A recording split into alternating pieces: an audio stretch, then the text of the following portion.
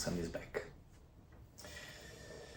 Alright, so it's been a while since I make a longer video, and that's because mostly my strategy over the last couple of years is being just to intervene in spring, doing repots, and fall where I can cut back wire with gene,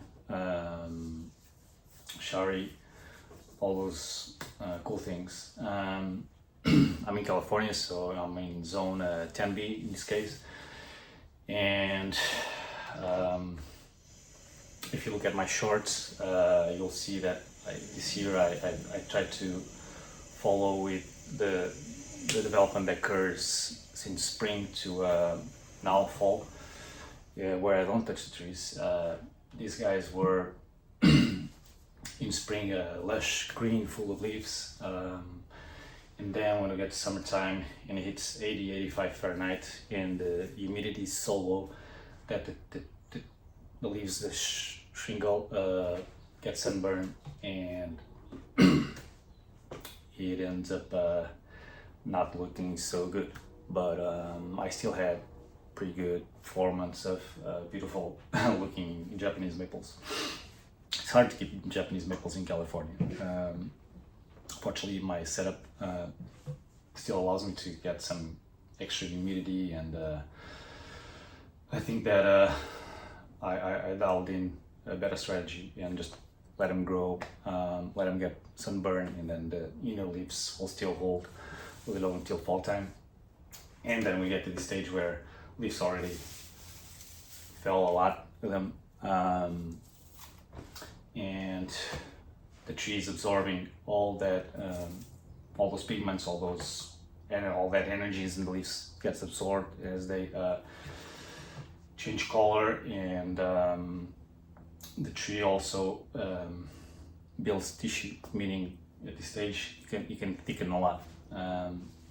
So a couple of things that I put on the plate at this time is that if I cut back a lot, I want benefit from that tissue buildup as the tree gets that energy back to the trunk.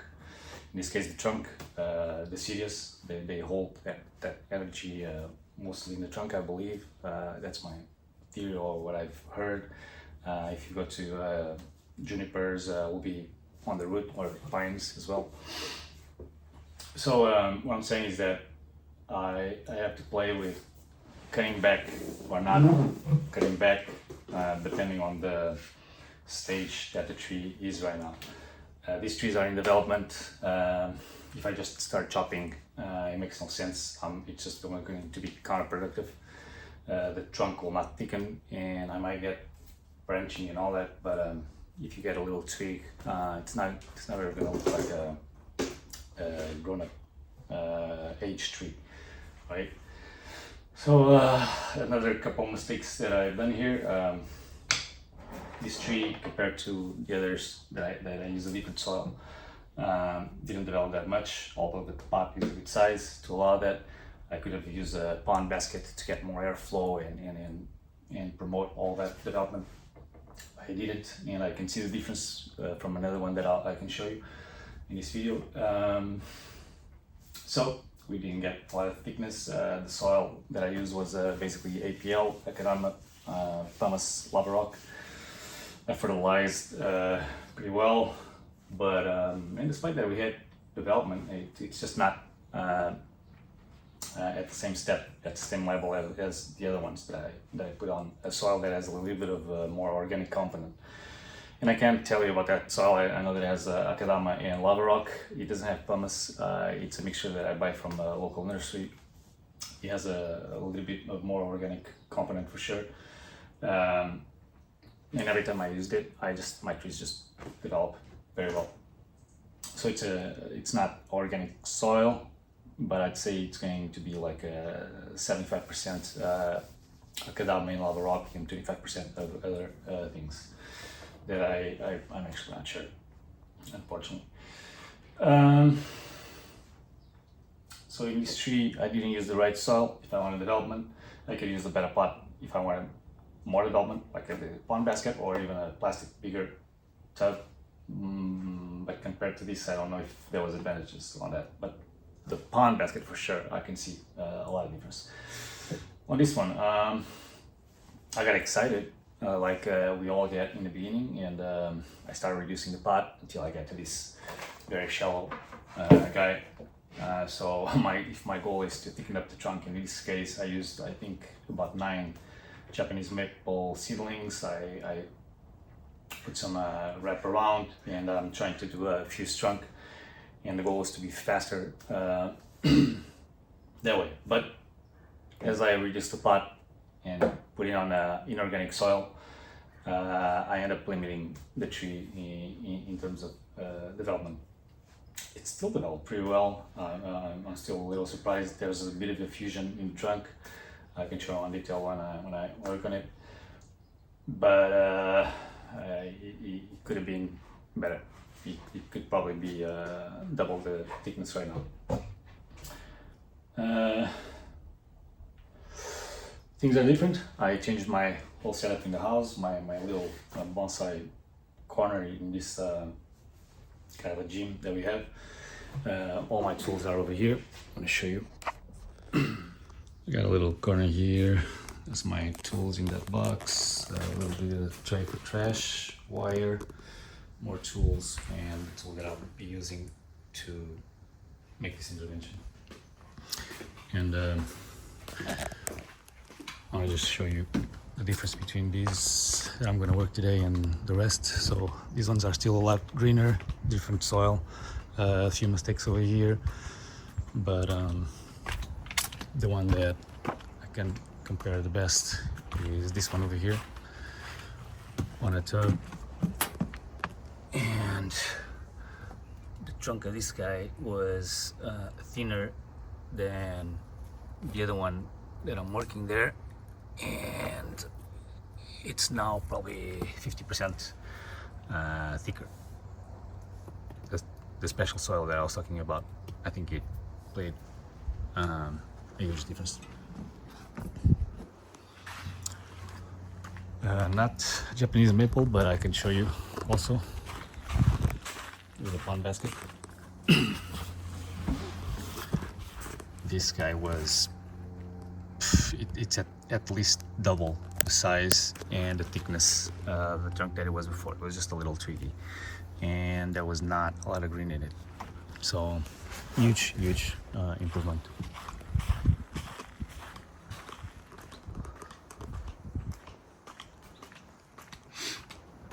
Most of these are still not ready for the work that I'm going to do to those 2 trees, and that's because they still have a lot of green leaves, and I need to absorb that, let it absorb that energy to promote that growth and thickening.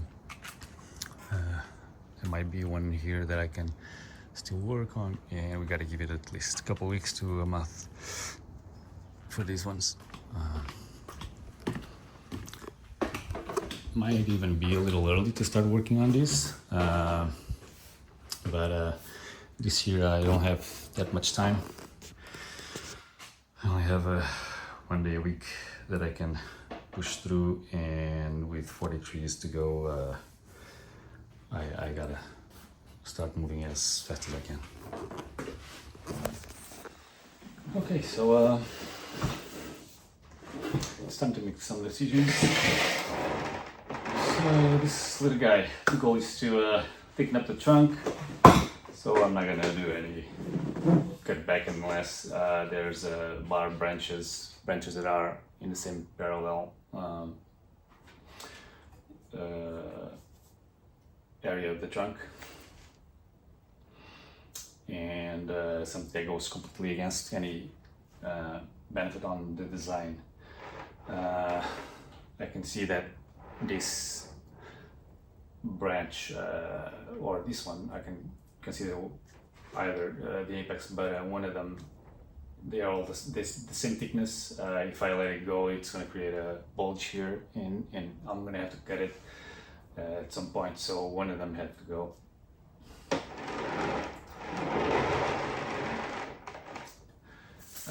if I want to buy some wire. I believe that it might not even be needed, but maybe one or another trunk branch. We'll see. All right.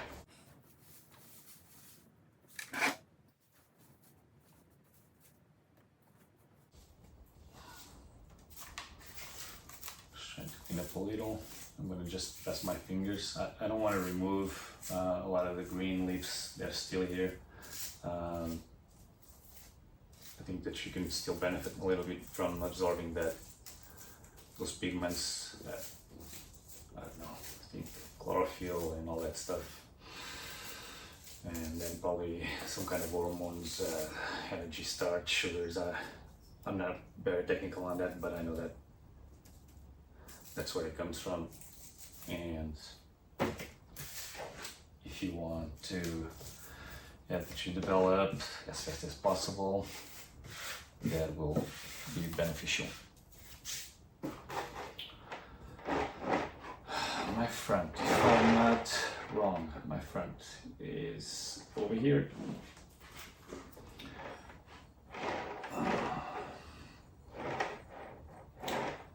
And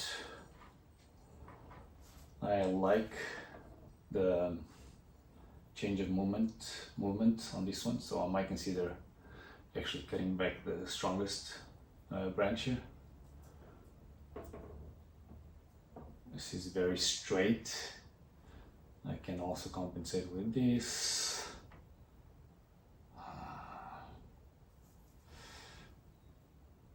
That's not a bad idea. But I can get this one here and just simply get a little bit more movement.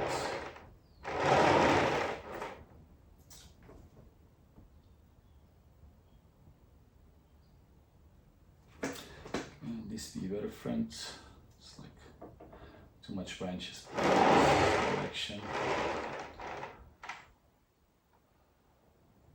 So a lot of development on this side and just little on this one.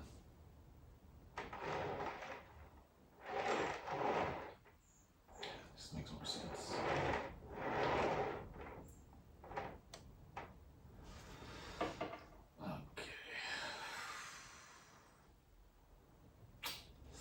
If this is the case, this will be too much. So this one would be it. Yeah. Okay.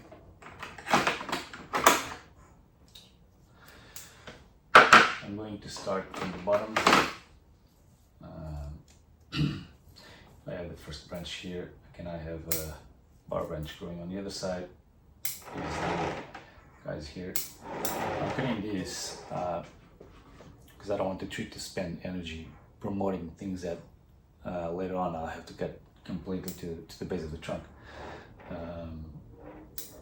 So this way, it might seem that I'm going against what I said, but it will promote more growth on the ones that I need to grow.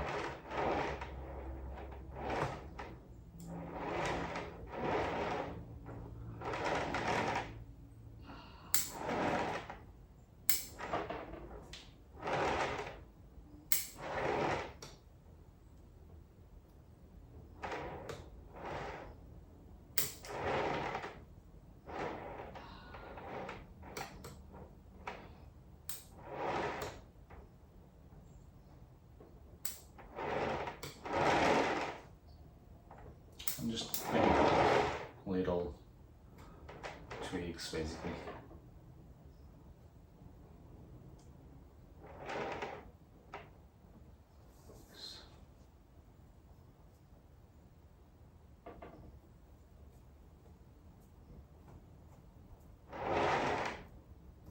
I also don't believe, I mean, it's the end of September. I don't believe that if I do any cutback that the tree will respond in promoting new growth at this time of the year. But we'll see.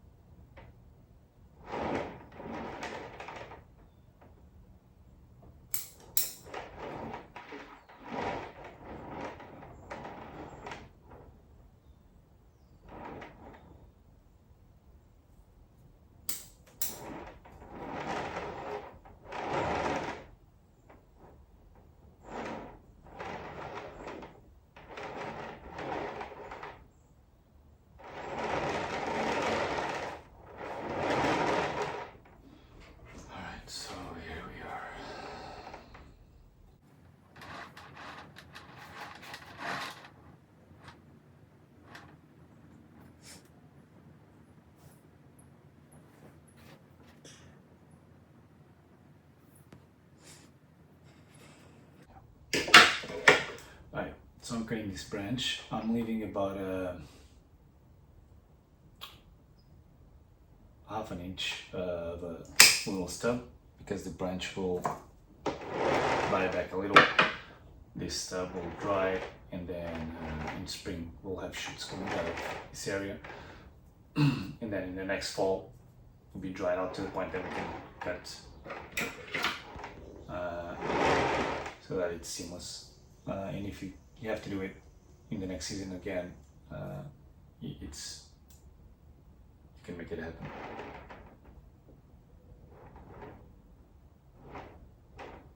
So it's going down. We got this one here.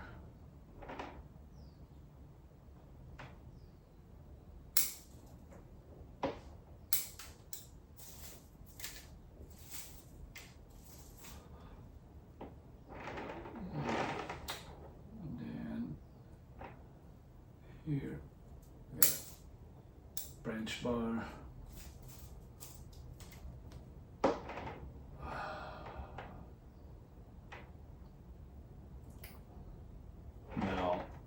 I can let it run to thicken up the trunk, but this is what I want to use as the apex. I think I might let it go. I'll just reduce this.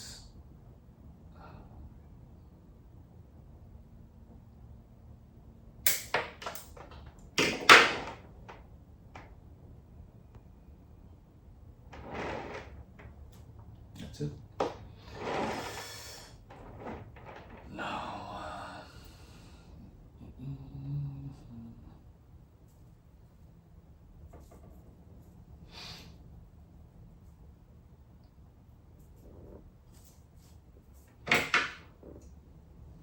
I'm thinking if I'm going to work on secondary branching with, a split of 3 instead of bifurcation on the ramification of the branch, but at this point I'll be just again just be counterproductive. Seeing if I could wire this and I can, but it also doesn't make sense at this stage. I'm hoping to have growth from close area to the trunk, because right now the bifurcation is only very far distance from the trunk. So I think that's it. Minimal work. The plan is to repot it and put in a cell that allows better development next season. And that's it on the first one. It's kind of like this, with the apex being over here.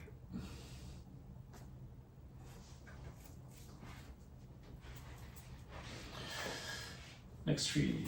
Alright, here we got an invention with trunk fusion. Just clean up a little. Just removing the dry leaves first. Again, I want to leave leaves that are still green.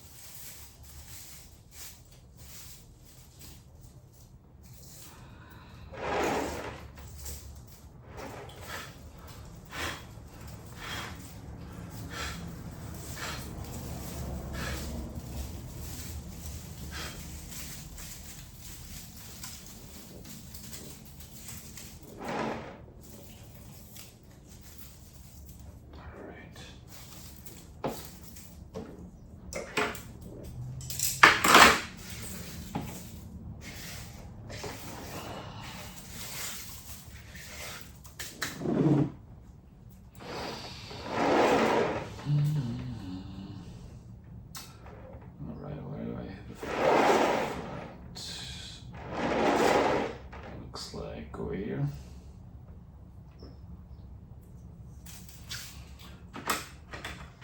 Need to check. Check what's going on with the fusion by removing the wrap. Can it be?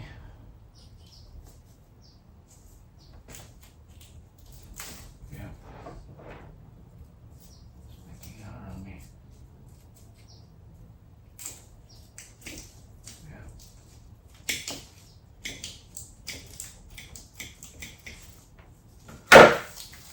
I haven't been very careful sharpening, keeping my tools at their best, and now I'm starting to pay the price. The scissors are not cutting as clean.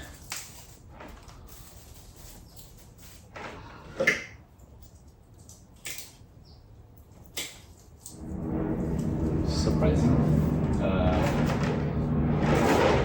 You can still see a lot of gaps, but there's fusion in several points along the trunk, all the way up to the apex. And I don't think I need the wrap anymore, because as it thickens, it will just naturally fuse, which is pretty cool.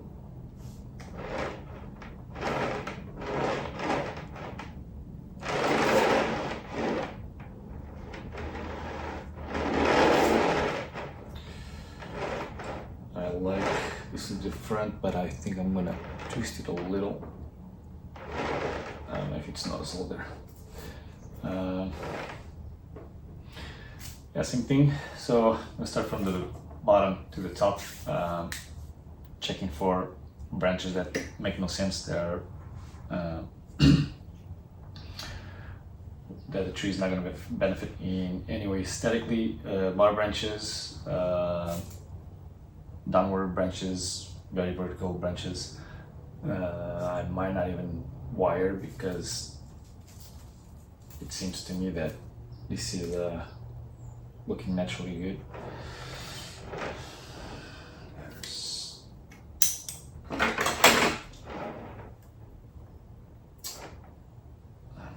have to take it off. It's just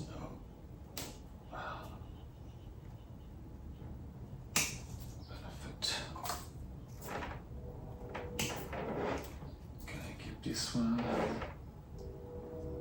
again.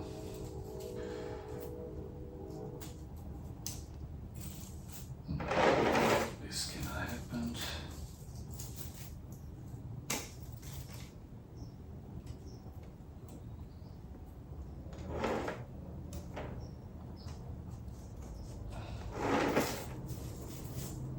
Backwards against the trunk.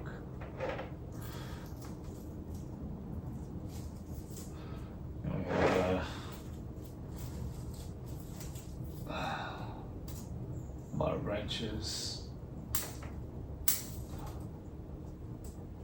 3 coming out of the same, 4 coming out of the same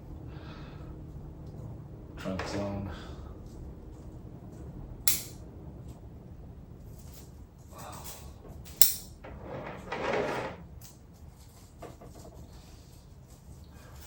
I'm keeping some that are not perfectly bar branches, that are just a little. That's just because I can have more options in the future, or I can build a more complex tree, who knows.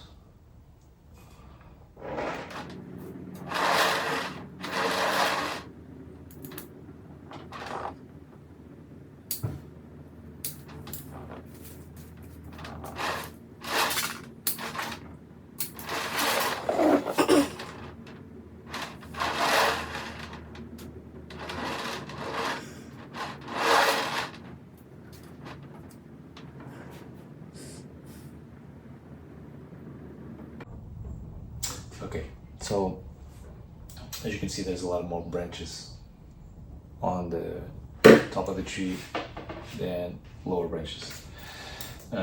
Japanese maples are apical trees. They develop a lot more on the tips, on the apex.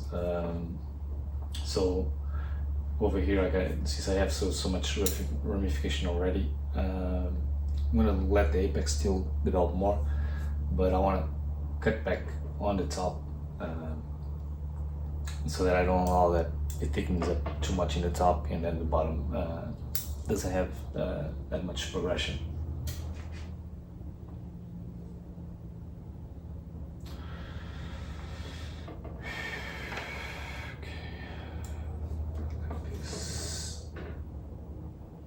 Cut it to nice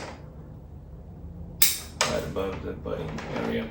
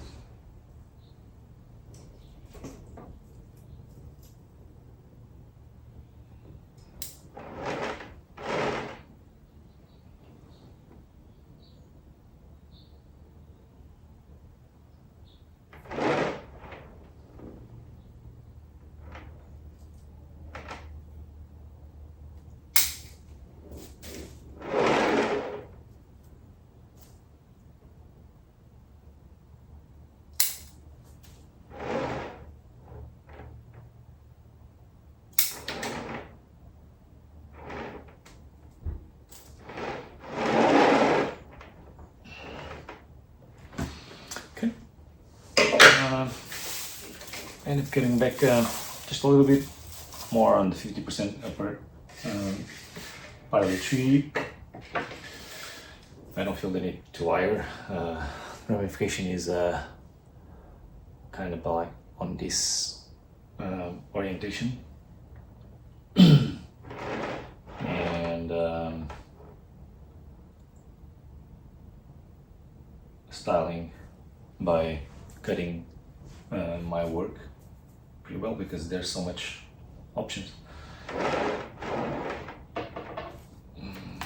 Just as a reference, I think I made this tree, I don't want to be wrong, but I think 5 years ago. It was just little tweaks like this thick, maybe more. Let's say at the most like this. And I believe that if I would have chosen the right pot, the right soil, fertilization, the proper intervention timing during the year, it could have been having double or triple development that it has right now. Still, if you're patient, if time is not of concern, you can always put in a pretty pot and look at it.